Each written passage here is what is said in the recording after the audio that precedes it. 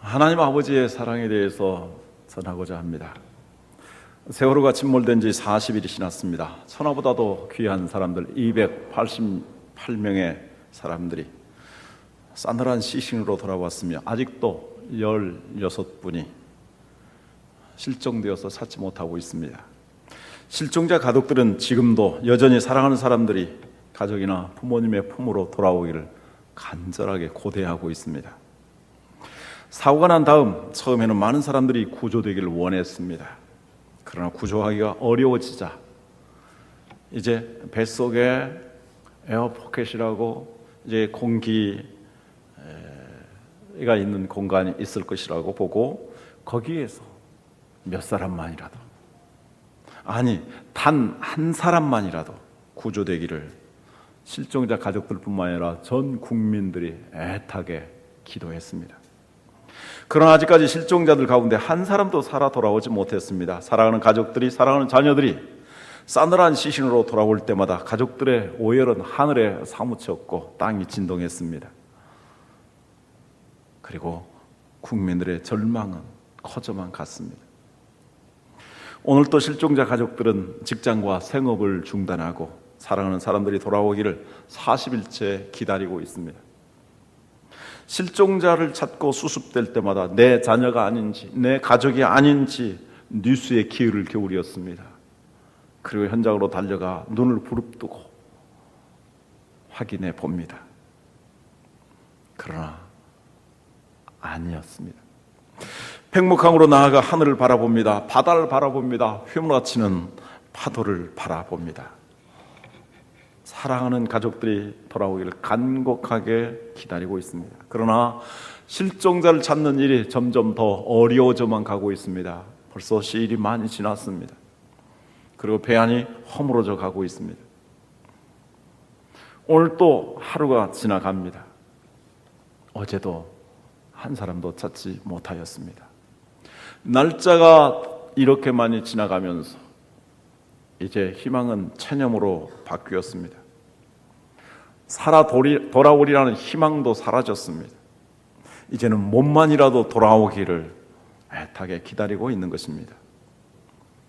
그런데 오늘 성경에 보면 여기 사랑하는 자식이 돌아오기를 애타게 기다리는 한 아버지가 계십니다. 이 아버지는 우리 하나님 아버지를 가리킵니다.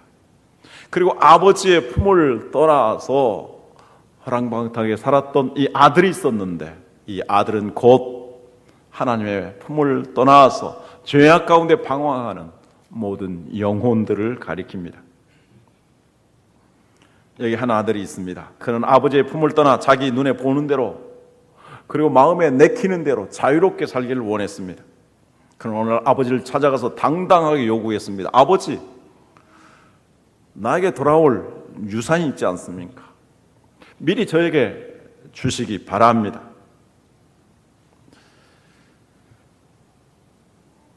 아들을 존중한 아버지는 큰 아들과 이 둘째 아들에게 유산을 각각 나누어줬습니다. 둘째 아들은 기다렸다는 듯이 며칠이 안 되어서 재물을 다 모아가지고 먼 외국으로 날아가 버렸습니다.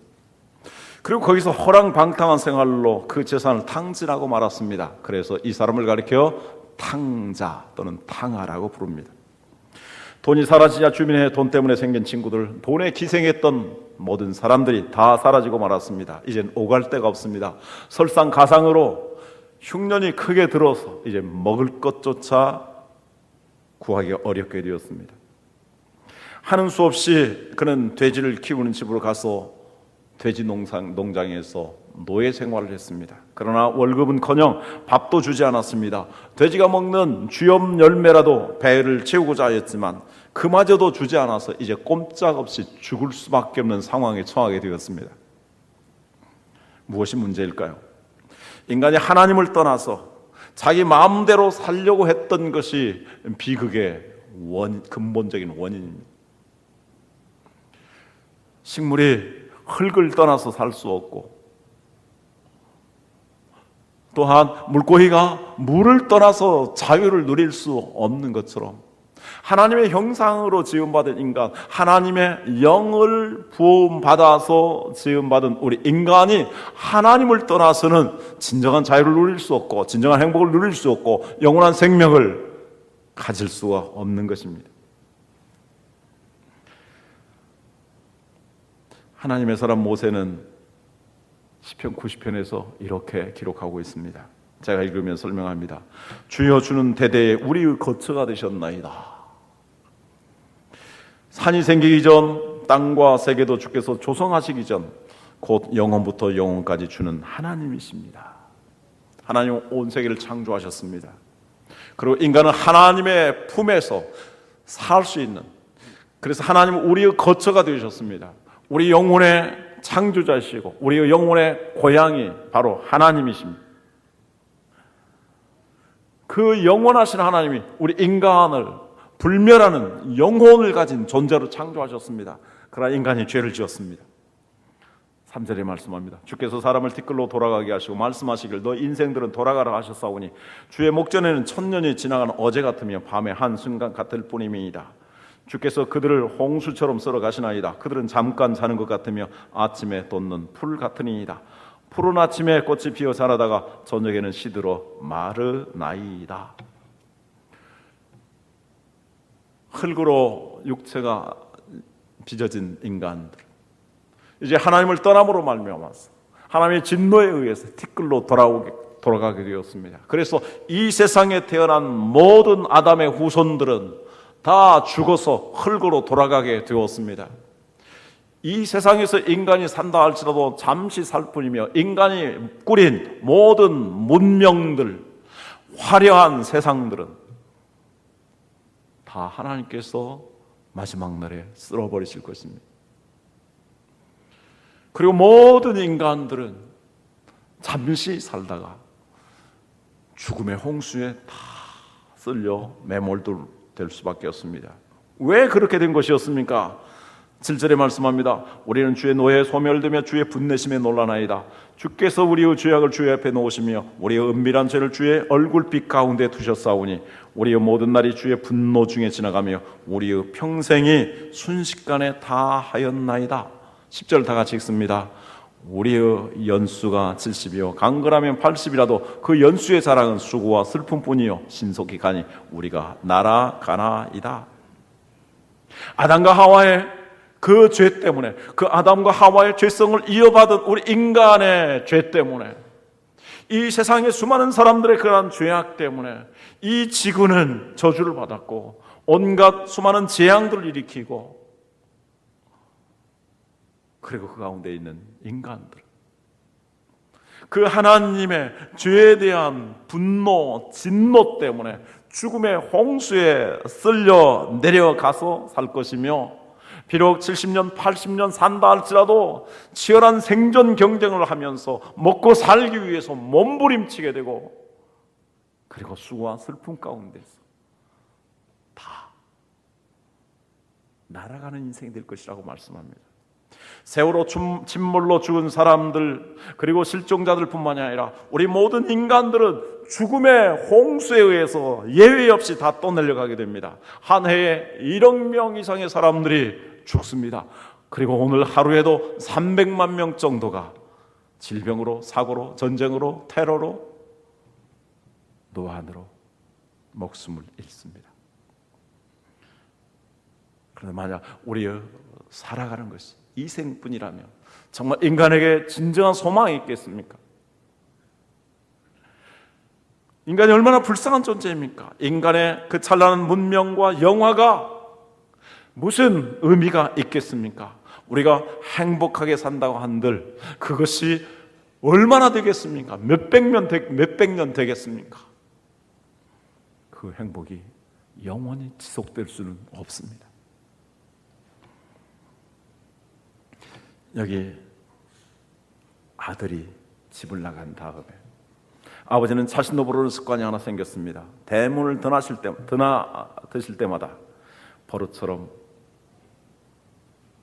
대문 밖 모퉁이에서 먼 지평선을 바라보면서 아들이 돌아오기를 간절히 기다리고 있습니다.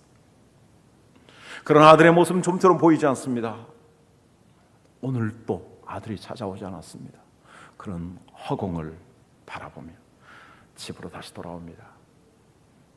밤에도 대문을 열어놓고 아들이 밤중이라도 돌아오기를 기다렸을 것입니다. 다음 날 또다시 대문 밖에서 아들을 기다립니다.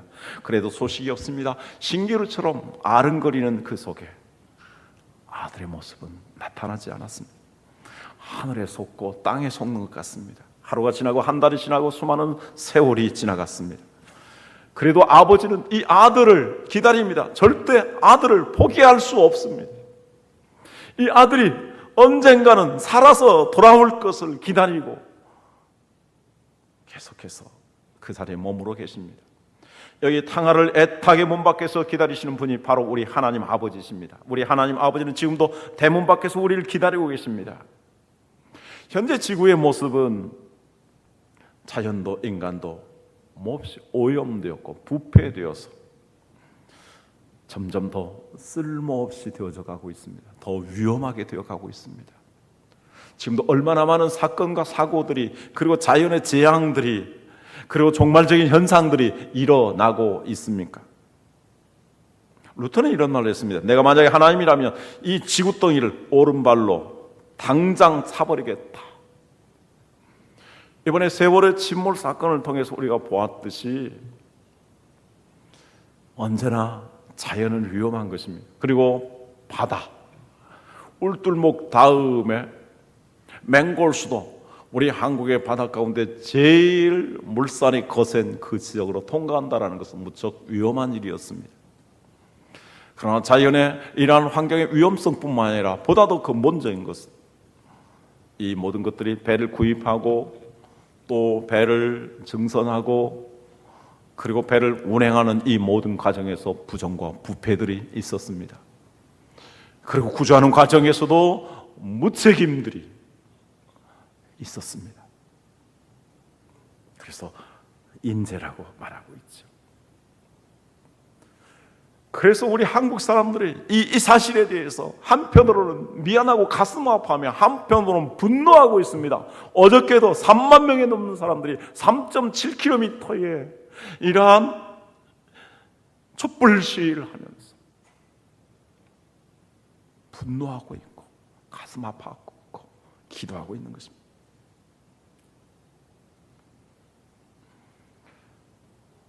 그러나 하나님은 이러한 절망적인 상황 가운데서도 결코 포기하지 아니하십니다. 우리들이 돌아오기만을 간절히 기다리고 계시는 것입니다. 만약 우리가 웨슬레이처럼 자녀를 24명 정도 낳았다면, 그래서 23명이 오늘 집에 돌아왔는데 한 명이 오지 않았습니다. 그럼 23명이나 돌아왔으니까 한 명 정도는 버려도 되겠습니까? 그러나 부모는 그럴 수가 없습니다. 마지막 한 명이 집에 평안히 돌아오기까지 부모는 결코 잠을 이룰 수가 없습니다. 이것이 인지상정이고 이것이 근본적으로 우리 하나님 아버지의 마음인 것입니다. 하나님께서 우리를 구원하시기 위해서 직접 문 밖으로 나오셨습니다. 그것이 바로 예수 그리스도께서 이 땅에 오신 성육식 사건입니다. 성육신이란 하나님의 아들로 계신 성자께서 사람의 몸을 입고 이 세상에 오신 사건입니다. 예수님께서 이 세상에 오시는 이유는 무엇일까요? 그것은 우리를 죄와 사망, 저주와 영원한 지옥의 형벌의 심판 속에서 우리를 구원하셔서 우리의 모든 죄를 용서하여 주시고 우리를 자녀 삼아 주시고 우리로 하여금 하나님 나라의 영생의 축복을 이 땅에서도 진리 가운데서 참된 행복과 풍성한 삶을 이루도록 하시기 위한 것입니다. 빌립보서 2장 6절에서 8절 말씀 다 같이 들어가겠습니다. 그는 근본 하나님의 본체시나 하나님과 동등됨을 취할 것으로 여기지 아니하시고 오히려 자기를 비워 종의 형체를 가지사 사람들과 같이 되셨고 사람의 모양으로 나타나사 자기를 낮추시고 죽기까지 복종하셨으니 곧 십자가에 죽으십니다. 영원히 하나님과 동등한 하나님과 영광을 동일하게 누릴 예수님께서 인간의 몸을 입으시고 죄를 뒤집어 쓰시고 가장 처참한 십자가형을 받으셨습니다. 우리의 죄를 사하여 주시기 위해서, 우리를 저주에서 풍성한 삶으로 이끌어 주시기 위해서, 우리를 죽음에서 생명으로 이끌어 주시기를 위해서, 이 땅에 유한한 삶과 지옥의 형별에서 우리를 영원한 하나님 나라의 영생을 누리도록 하시기 위해서 주님이 이 땅에 오셨고 십자가를 지시고, 지금은 승천하셔서 하나님 나라를 예비하시고, 그리고 우리를 구원하여 주시기 위해서 사람들을 보내시며 오늘 또 돌아오도록, 그래서 주님에게 나와서 구원받기를 애타게 기다리고 계시며 기도하고 계시는 것입니다. 할렐루야. 로마서 5장 6절에서 9절 말씀 같이 읽습니다. 우리가 아직 연약할 때의 기약대로 그리스도께서 경건하지 않은 자를 위하여 죽으셨도다. 의인을 위하여 죽는 자가 쉽지 않고 선인을 위하여 용감히 죽는 자가 혹 있거니와, 우리가 아직 죄인 되었을 때에 그리스도께서 우리를 위하여 죽으심으로 하나님께서 우리에 대한 자기의 사랑을 확증하셨느니라. 그러면 이제 우리가 그의 피로 말미암아 의롭다 하심을 받았으니 더욱 그로 말미암아 진노하심에서 구원을 받을 것이니. 경건치 아니한 자들, 불의한 자들, 하나님과 원수되었던 자들을 위해서 예수님이 십자가를 지심으로 말미암아 하나님이 우리를 사랑하시고 구원하시고자 하는 그 사랑을 확실한 증거로 보여주셨다. 그래서 그를 믿는 자들에게 의롭다 하시며 하나님의 자녀가 되게 하여 주시며, 그리고 하늘의 영원한 소망 가운데서 즐거워하게 하신다라고 말씀합니다. 세월호 침몰 사건과 그리고 칠레의 광부 구조의 사건에서 뭐가 그렇게 근본적으로 다른 것이었겠습니까?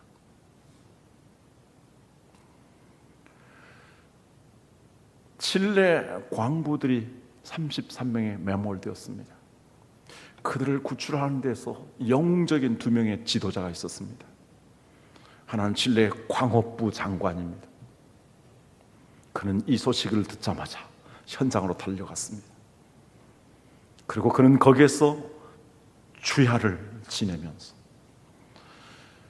그리고 그는 헌신적인 노력을 기울여서 이제 절망적인 그 사람들에 대해서 이들이 살아있는가를 확인하기 위해서 구멍을 뚫습니다. 700m의 구멍을 뚫고 17일 만에 당도하게 됩니다. 쪽지를 내려보냅니다. 그리고 그 줄에 쪽지가 올라왔습니다. 33명이 살아있다는 것입니다. 또 하나, 우르수아라는 작업 반장이었습니다.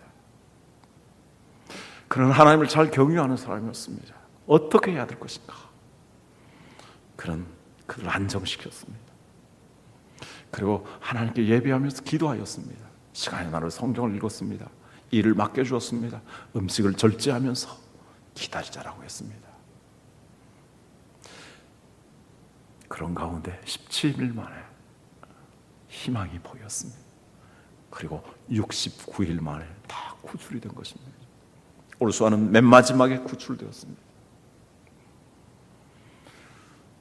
하나님께서 우리를 구원하시기 위해서 이 땅에 예수 그리스도를 보내주셨고, 그 예수 그리스도께서 자기 자신의 목숨을 버려서 우리를 대신해서 죽으셨고 우리를 구원하신 것입니다.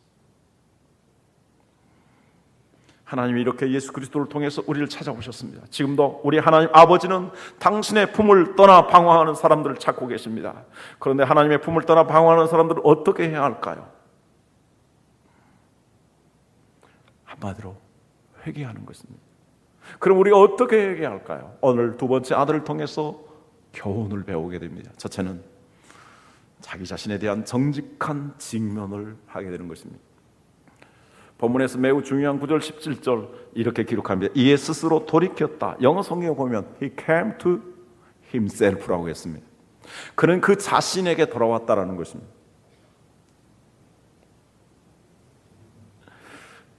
아주 흥미로운 해석입니다. 그는 아버지께로 돌아오기 전에 먼저 자기 자신에게로 돌아왔습니다. 하나님께서 우리 인간이 하나님 앞에 회개할 수 있도록 먼저 자기 자신을 돌아볼 수 있는 눈을 주셨습니다.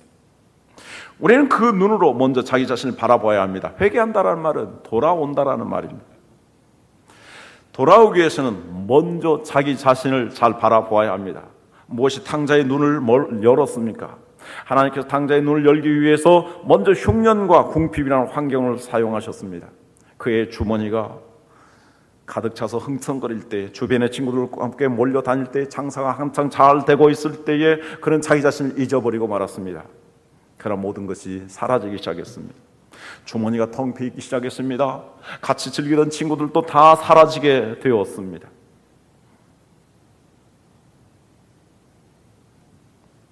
비로소 그는 자기 자신의 본래의 모습을 보기 시작했습니다. 자기 자신은 능력이 없고 아무것도 할 수 없다는 것을 알게 되었습니다. 자기 자신의 인생을 책임질 수 없다는 것을 알게 되었습니다. 그렇습니다. 내 주머니에 돈이 들어있습니다. 내 머릿속에 많은 지식이 있습니다. 내가 보장된 직업을 가지고 있습니다. 우리가 만약 그 사실 때문에 하나님을 필요로 생각하지 않는다면 그것이 저주인 줄 아십니까? 그러나 나의 연약함으로 말미암아, 나의 한계를 바라볼 수 있는 그 눈으로 말미암아, 나의 궁핍과 실패로 말미암아 내 자신의 진정을 바라볼 수 있다면 그것은 하나님께서 우리를 구원하시는 놀라운 기회인 줄 아시기를 바랍니다. 하나님께서 탕자에게 자신을 볼 수 있는 눈을 주시기에 또 하나의 상황을 사용하십니다. 그것은 고독입니다. 우리가 많은 사람들의 틈에 묻혀서 살아갈 때, 내 주변에서 맞장구를 쳐주며 같이 웃어줄 수 있는 사람들이 있을 때 우리는 자신을 바라보는 이에 눈을 감고 살아갑니다. 그러나 내 주머니가 비면서 내 친구들이 주변에서 하나 둘씩 떠나기 시작합니다. 나와 함께 술잔을 들어줄 친구들이 내 앞에서 더 이상 존재하지 않습니다. 마음이 없는 웃음을 웃어주면서 맞장구 치던 친구들도 사라지게 되었습니다. 내 주변에 돌아다니던 의미 없는 가면을 쓴 배우들이 내가 서 있는 삶의 무대에서 다 퇴장해버린 어느 날 몹시도 고독한 자신을 발견하게 됩니다. 세월호 침몰 사건에서 맨 마지막 자기 자신을 바라볼 것입니다. 절대적인 고독에 쌓여 있었을 것입니다. 우리 인간은 마지막 날에 내가 사랑하던 사람들도 다 떠나야 되는, 오직 마지막 인간의 한계 상황 속에서 나 홀로 서야 되는, 나 홀로 가야 되는 절대적인 고독 앞에 서게 될 것입니다. 그때 비로소 자기 자신에 대해서 이런 질문을 던질 수 있습니다. 나는 누구인가? 나는 어디로 가야 하는 것인가? 내가 어디로 가야 되는지를 알지 못한다면 그처럼 인간이 불행하고 불쌍할 수가 없습니다. 따라서 이 고독은 하나님께서 인간에게 주신 유익한 교사입니다. 하나님은 탕자를 고독한 순간에 몰아넣으셨습니다. 그리고 고독한 시간을 통해서 정면으로 자기 자신을 바라보면서 자기의 실존에 대한 가장 중요한 질문을 묻도록 역사하셨습니다. 두 번째, 탕자의 회개는 아버지께로 돌아가는 것이 유일한 해결책이라는 것을 생각하는 데서 시작되었습니다. 자신의 모습을 진정으로 바라본 순간 탕자는 실로 오랜만에 아버지를 생각하게 되었습니다. 아버지는 탕자가 현재 자기의 문제를 해결할 수 있는 여러 가지의 가능성 중에 하나가 아니라 오직 한 분, 그분뿐이셨습니다. 아버지는 탕자에게서 마지막 유일한 소망이었던 것입니다. 자기의 벌거벗은 모습을 발견한 이 순간 그의 아버지는 마지막 잎새와 같은 최후의 희망이라는 말씀입니다. 전에 그는 오랫동안 언제나 자기 자신이 자신의 왕이라고, 자기 마음과 자기 뜻대로 인생을 살면 된다고 생각했습니다. 또 때로는 물질이, 돈이 자기의 생명줄이라고 생각해 왔습니다. 그리고 자기와 함께했던 친구들이 자기 인생을 영원히 행복하게 해줄 것이라고 생각했습니다. 그러나 이 모든 것들은 착각이었습니다. 지금 이 모든 것이 사라진 들판 위에서 그는 이제 자기가 의지할 수 있는 단 하나의 최후의 소망이 아버지라는 것을 깨닫게 된 것입니다.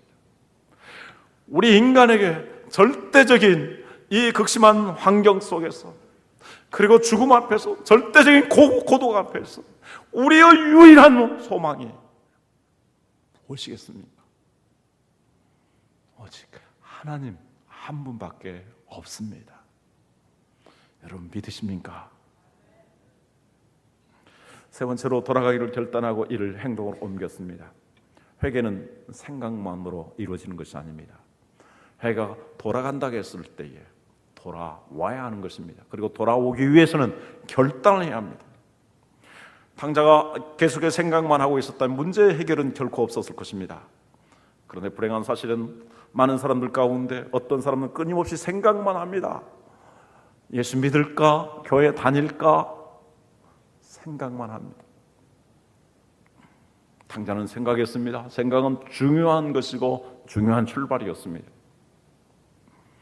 그러나 거기에 머물러서는 안 됩니다. 탕자는 마침내 그 생각을 가지고 아버지 앞으로 돌아가겠다라는 결단을 시작합니다. 그래서 본문은 이에 일어서서라고 기록되어 있습니다. 탕자에게는 이랬습니다. 그는 그의 생각을 결단을 옮기기 시작합니다.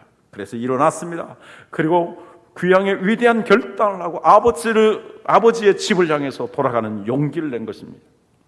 그리고 이러한 위대한 결단을 통해서, 그리고 단호한 행동을 통해서 그는 아버지 앞에 오게 되었습니다.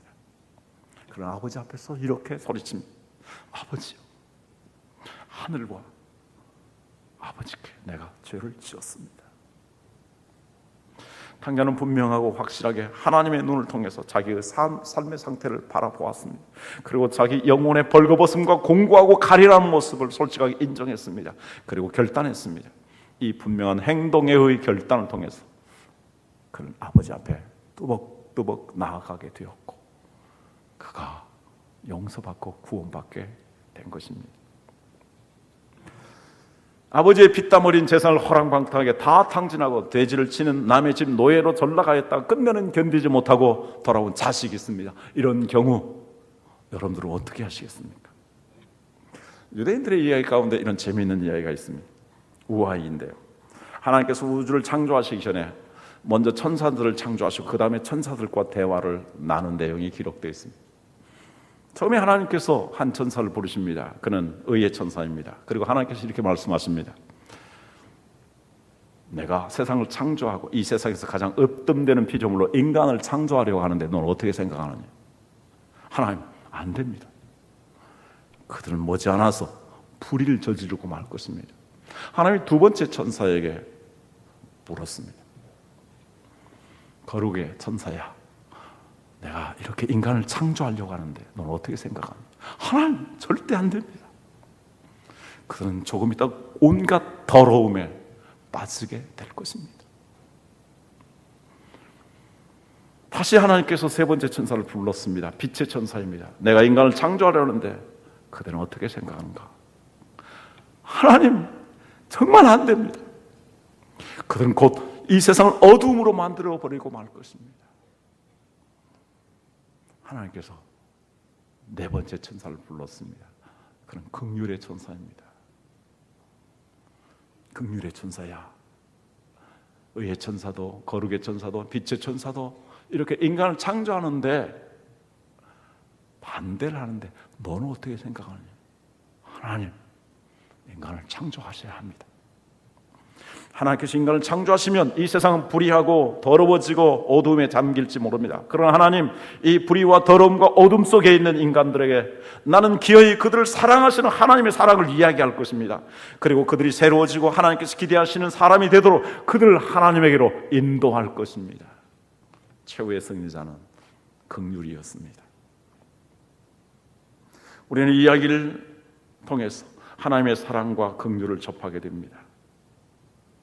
하나님은 아직 나를 포기하지 아니하셨습니다. 아직 내가 사랑하는 이웃을 포기하지 않으십니다. 도저히 내가 상대하고 싶지 아니한 사람이라 할지라도 하나님은 결코 사람을 의무로 판단하지 아니하시고 포기하지 아니하십니다. 여기 보통 사람으로서는 도저히 상상할 수 없는 사랑을 가진 하나님 아버지가 계십니다. 그 아버지는 돌아온 아들을 탕자라고 호되게 꾸짖고 박대하지 않았습니다. 오히려 측은히 여기셨습니다. 그리고 먼저 달려가셨습니다. 그리고 먼저 얼싸 안으셨습니다. 그리고 입을 맞추셨습니다. 모든 것을 용서한다는 입맞춤이었습니다. 아버지, 나는 아버지 아들이라 일컬음 받을 수가 없습니다. 나를 품꾼으로 만들어 주십시오. 아니다, 너는 죽었다가 살아난 내 아들이요, 잃었다가 다시 얻은 내 아들이다 하면서 그의 더러워진 몸을 다 씻겨주셨습니다. 누더기 옷을 다 벗기셨습니다. 그리고 새 옷을 갈아입히셨습니다. 이제 너는 새 사람이 되었다. 새로운 신분, 나의 아들, 의인이 되었다라는 증표로 이렇게 목욕을 하고 새 옷을 입혀주신 것입니다. 가락지를 끼워주셨습니다. 너는 내 아들이고 나는 너의 아들이다. 이 약속은 영원히 변하지 않는 것이다. 이런 영원한 언약의 가락지를 끼워주셨습니다. 그리고 발에 신발을 신겨주셨습니다. 이제 너는 새로운 인생을, 나와 함께하는 인생, 하나님의 아들로서의 참된 인생을 다시 살거라, 이렇게 하신 것이었습니다. 그리고 살진 송아지를 잡아 잔치를 베풀며 후대했습니다. 이제 나와 더불어 이 세상에서도 아름다운 교제를 이루며 행복한 생활을 이루며 풍성한 삶을 누리며 그리고 하나님 나라의 영원한 소망을 가지고 살자. 우리가 예수 그리스도를 나의 구주로 믿고 영접하며 나갈 때 하나님 우리의 과거를 묻지 아니하십니다. 모든 죄를 다 용서하여 주십니다. 그리고 하나님께서 우리와 아름답고도 풍성한 교제를 이루시며 우리로 하여금 이 땅에서도 주 안에서 기쁨과 감사와 행복을 누리게 하여 주시며 생명을 얻되 풍성한 생명을 누리게 하여 주시며 죽어도 영원히 살게 하여 주시며 하나님 나라에서 영원한 영생을 누리며 살게 하시는 줄 믿습니다. 할렐루야. 이 아버지가 바로 우리 하나님 아버지십니다. 하나님께서는 자신의 아들이 돌아왔을 때 하늘나라의 천군 천사들과 함께 기뻐한다고 했습니다. 33명의 그 광부들이 다 살아나왔을 때에 대통령이 눈물을 흘렸습니다. 모든 가족들이 얼싸안고 울었습니다. 그리고 모든 국민들이 그들의 나라의 애국가를 부르면서 기뻐하였습니다. 세계의 수많은 사람들에게 이 아름다운 뉴스가 울려 퍼졌습니다. 우리들도 너무나 기뻐하고 가슴 벅찼습니다. 한 영혼이 돌아왔을 때에 주님 안에서 구원을 받았을 때 하나님과 하늘의 천군 천사들과 우리 모두가 이렇게 기뻐하게 되는 것입니다. 할렐루야. 마지막으로 성경 두 구절을 읽고자 합니다. 요한복음 1장 12절 말씀 다 같이 있습니다. 영접하는 자 곧 그 이름을 믿는 자들에게는 하나님의 자녀가 되는 권세를 주셨으니.